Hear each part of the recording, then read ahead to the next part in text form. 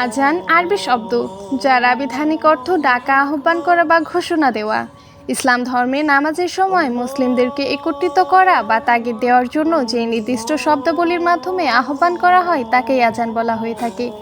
রাসূল সাল্লাল্লাহু আলাইহি ওয়াসাল্লাম মসজিদের নবমী নির্মাণের পর প্রথম হিজরি তথা 622 খ্রিস্টাব্দে মদিনায় আজানের সূচনা হয়। মদিনায় মসজিদ নির্মাণের পর মুসলমানদেরকে কিভাবে নামাজের জন্য একত্রিত করা যায় এ নিয়ে বেশ সমস্যা দেখা দেয়। চিন্তিত হয়ে পড়েন স্বয়ং রাসূল সাল্লাল্লাহু আলাইহি ওয়াসাল্লাম নিজেও। এই সময়ে সাহাবীরা বিভিন্ন ধরনের পরামর্শ দিচ্ছিলেন। কেউ বললেন নামাজের সময় পতাকা ওড়ানো হোক, কেউ বলেন সিংহাধ্বনি দেওয়া হোক, কারো আবার পরামর্শ ছিল ঘণ্টা বাজানোর। তবে এসবের কোনোটিই রাসূল সাল্লাল্লাহু আলাইহি ওয়াসাল্লাম পছন্দ করেন না। সেদিন উপস্থিত সাহাবীদের মধ্যে আব্দুল্লাহ ইবনে যায়েদ রাদিয়াল্লাহু আনহু নামের একজন সাহাবী ছিলেন। সবার মতো চিন্তিত অবস্থায় তিনিও সেখান থেকে বাড়ি ফিরে আসেন। অতঃপর স্বপ্নযুগে আজানের নির্দেশনা পান তিনি।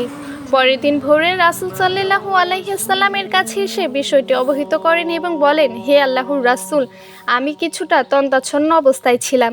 এমন সময় এক আগন্তুক এসে আমাকে আজান ও ইকামত শিখিয়ে দিলেন। এভাবে বিস্তারিত বৃত্তান্ত দেওয়ার পর জানা গেল ওমর রাদিয়াল্লাহু আনহু 20 দিন আগেই স্বপ্নযুগে আজান শিখেছিলেন, কিন্তু তিনি কারো কাছে তা ব্যক্ত না করে গোপন রেখেছিলেন। এরপর রাসূল সাল্লাল্লাহু আলাইহি ওয়াসাল্লাম বলেন, বেলাল উঠো এবং আব্দুল্লাহ ইবনে যায়েদ তোমাকে যে রূপ নির্দেশনা দেন তুমি তাই করো। অতঃপর বেলাল রাদিয়াল্লাহু আনহু প্রথম আজান দিলেন। বলা বাহুল্য, এ আজান কেবলমাত্র কিছু ধ্বনি ছিল না, বরং এ ছিল শিরকের অমানুষা দূর করে তাওহীদের এক দ্বারত্বহীন আহ্বান, যা কেবল সে সময়ের জন্যই নয় বরং যুগে যুগে প্রতিষ্ঠিত শিরকি সমাজ ব্যবস্থার বিরুদ্ধে ছিল।